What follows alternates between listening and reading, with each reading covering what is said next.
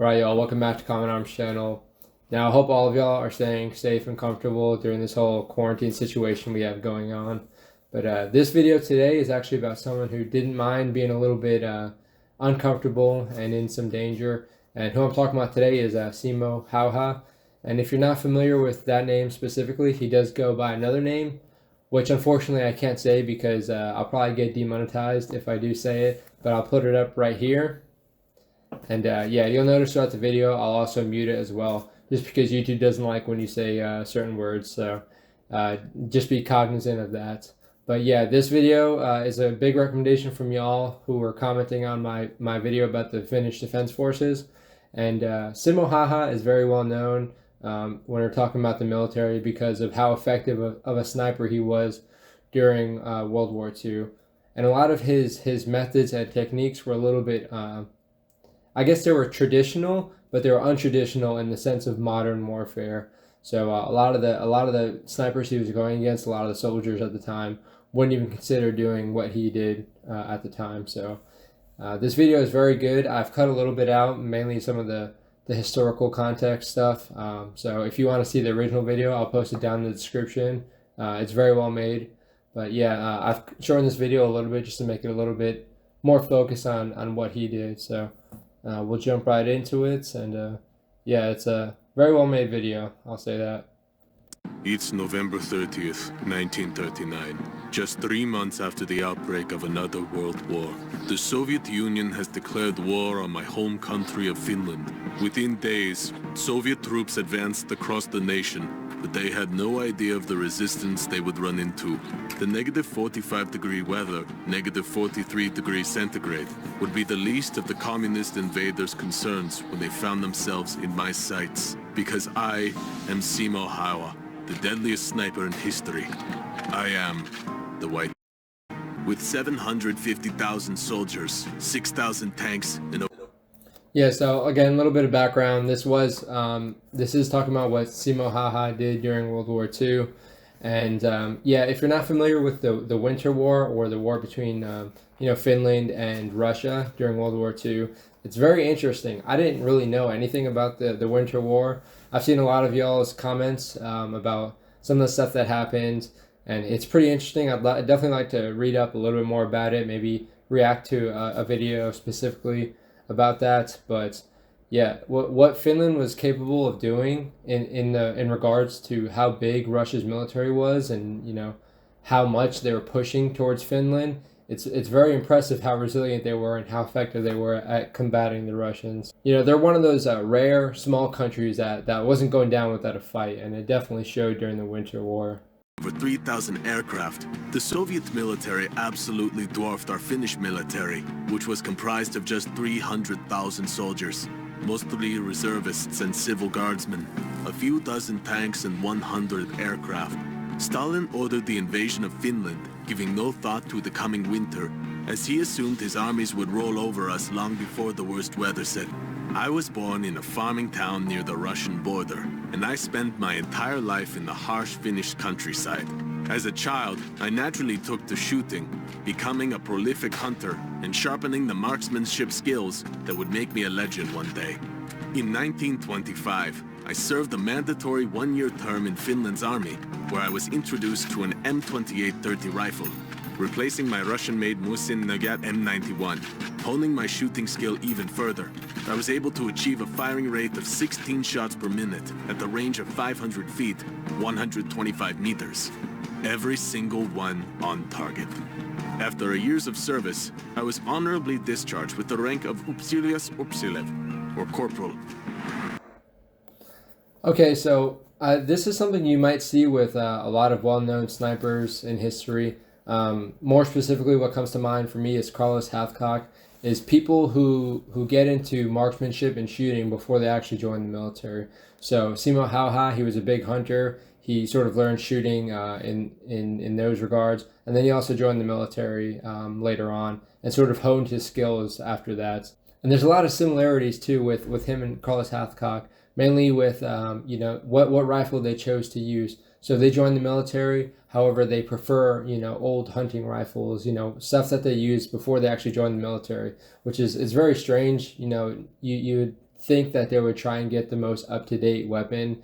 However, they were very proficient with what they had, so they're going to continue to use it because they know how to use it and they know that they're proficient with it. So that's pretty much how his story begins. So we get a good background of where he came from and what sort of allowed him to be so successful. So he was on the border of Finland and Russia is what it said. He grew up in that area. You can imagine he's going to be very comfortable, or at least familiar with the terrain as far as, you know, the snowy climates, the inclement weather, the sub-zero temperatures and everything. And then having a hunting background, you know, he's proficient at shooting. And it's very fascinating to see what sort of background these well-known people in our military history have. Years later, I joined the Finnish Civil Guard, and at the outbreak of hostilities in 1939, I was called into active service.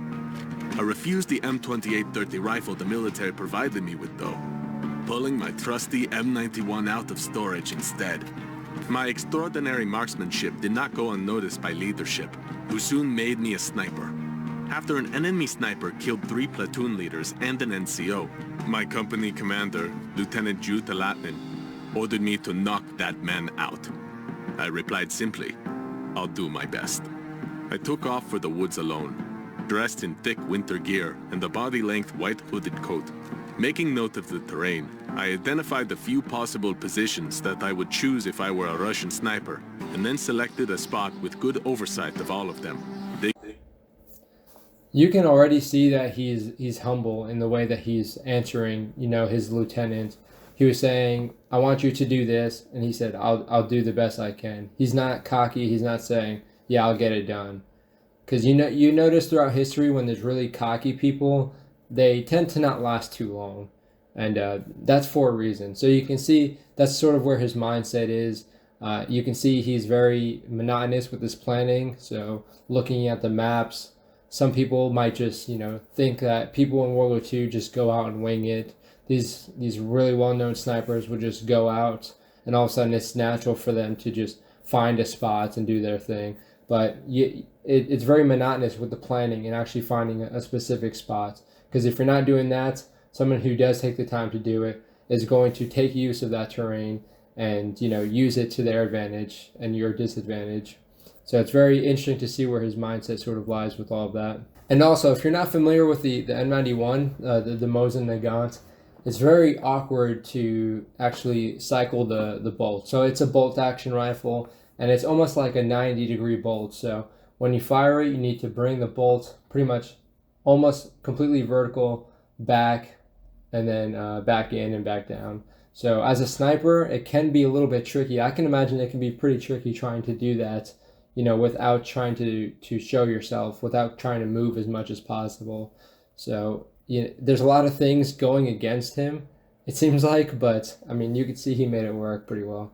Digging into the thick snow in early morning, I lay perfectly still, letting the snow build up around me all day long, not moving for fear of giving my position away. My patience and endurance paid off when finally, towards dusk, I spotted a flicker on the horizon, the telltale glint of the setting sun's rays reflecting off another sniper scope. Moments later, the Russian sniper began to rise, likely returning back to his unit after a long day on alert. Without hesitation, I gently squeezed the trigger and placed a single 7.62 round straight through the enemy sniper's cheek, killing him instantly. But skill with a gun is only one part of becoming a deadly sniper. I would often have to stay in my firing position for hours, sometimes even an entire day. And it's that resilience in the midst of our brutal Finnish winter that made me the stuff of legend. In order not to give away my firing position, I very slowly and carefully moistened the snow around me so it would freeze, preventing puffs of snow from flying up when I fired. When changing firing positions, I would move incredibly slowly, inches per hour, making my movements all but imperceptible to the human eye. In order to prevent steam from my breath from giving me away, I would hold mouthfuls of snow in my mouth, taking slow, deep breaths and letting my breath cool as it left my lungs. So you can see his level of discipline is insane. Like in Marine Corps boot camp, you can't like scratch your face or anything, or else you'll get in trouble. You can't be moving around if you're not supposed to be moving around. So you think like that's building like a certain level of discipline, and it is, but it's not even remotely on the same level of what he was doing. To literally lay in the same spot for hours and hours on end without moving, letting the snow build up on top of you is like mind-boggling for most people. It's mind-boggling for me, mainly because I hate the snow. And a lot of people will get hungry, a lot of people will want to scratch their face, move around, just get bored and complacent. And you can see his focus is insane. I don't know how he did it, but yeah, it definitely paid off for him in the long run as far as his proficiency. And you can see he was doing things that a lot of people wouldn't even think about doing. So when you do fire a rifle, if there's loose snow, it will come up. If even if it's not loose, if it's just like really soft snow, it's not packed or frozen at all. Even if you shoot it, it can get dispersed to the side, not necessarily going up. So the fact that he was freezing it, so when he shoots, you don't see that. It's unrealistic to think that a sniper can shoot someone always on their first shot. So it's very important to think of those follow-on shots, and he was definitely thinking about them. And at the same time, even like his breath, he was actually putting ice and snow in his mouth, so his breath wasn't as warm. So when he was breathing, they wouldn't see the puffs coming from like his warm air. And I don't know, like that's something I would almost like guarantee you I would never think about. So it's very impressive that he was really thinking about everything. And that's pretty much the telltale signs of someone who's a badass. When you have discipline, you have all this forethought, and you have a passion and an expertise in what you do. And he definitely had all of those, which is probably why he's so well known. Of course. To never inadvertently give myself away due to the low winter sun, I never used a scope, sticking to my tried and true iron sights for even the longest and most difficult of shots. I was eventually wounded though, shot by an enemy sniper with an explosive bullet to the left side of my face just 1 week before the end of the Winter War. I awoke in a surgical tent the day the war ended. The bullet left me with a fractured jaw and a lifelong deformity, but I quickly recovered the ability to speak, and more importantly, shoot. I can't even imagine being asked to go out on mission to do counter sniper stuff against him. So it's admirable for someone to even go up against that challenge, but for someone to be successful and actually get an effective shot on him is pretty admirable, I would say, at the very least.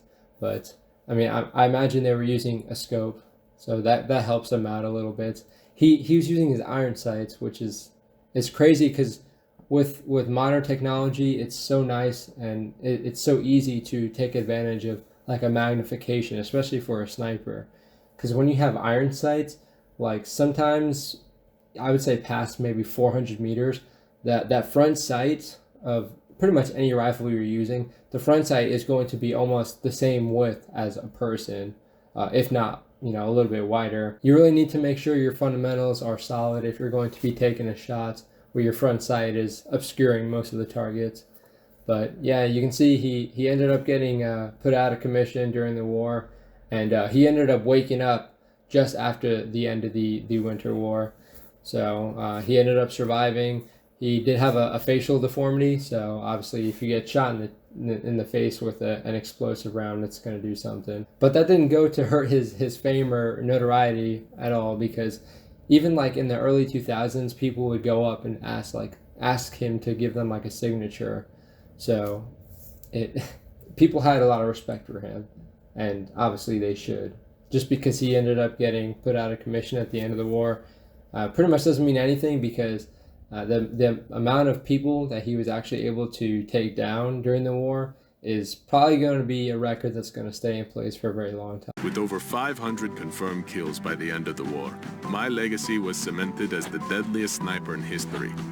But ultimately, I am a man of peace, and I refuse to take part in the Finnish-Soviet continuation war, which saw my beloved Finnish forces ally with German forces and invade the Soviet Union in a bid to retake lost territory. For me, my war was done, and I had no interest in invading another man's land the way my own had been. Wow. I mean, you have to respect that. people think, you know, someone who's like a good soldier or someone who's really good in war is someone who really loves doing that sort of stuff, and that wasn't the case for Simo Häyhä. And it's crazy to think that you can go and be this successful in one thing and just be willing to just push it all aside, push, like, yeah, you can try and be famous because of that. You can try and take in all that attention because of, you know, what you did during the war. But like he said, he was a man of peace, so he was fine with putting that all aside just so he can enjoy himself, just so he didn't have to do what the Russians did to his homeland and go and push war on someone else. So it's very admirable to think of someone being that effective and still having that sort of mindset. But I mean, it's a pretty solid role model for someone who went through such violent times and did such violent things, and to be able to push that all aside and just focus on enjoying life. It definitely has a lesson that we can all appreciate, as far as, yeah, you might be better than someone else at something, but at the end of the day, it's all about enjoying yourself. It's all about being happy. And if you don't want to push, you know, burden onto someone else, just for the sake of you getting more famous or getting more money or what have you, that's very admirable, and that's sort of what he was doing at the end of the day. But yeah, awesome recommendation. I have seen a lot of videos on him and documentaries growing up. I didn't really understand or appreciate the man he was, because you sort of think, especially as a civilian, someone who's really good at this is probably someone who enjoys doing it, and that just wasn't the case. So it's definitely interesting to sort of really get in the mind of who that person is and what actually motivates them. His motivation was, you know, people were coming to his land, he's trying to push them out, and then he's trying to enjoy his own life. So it is awesome to go and actually learn that bit of information and get that background. But yeah, awesome recommendation. I appreciate this, guys. I really would not have looked into this any further. Again, I did know who he was, but yeah, it's really nice to appreciate the actual person at the end of the day.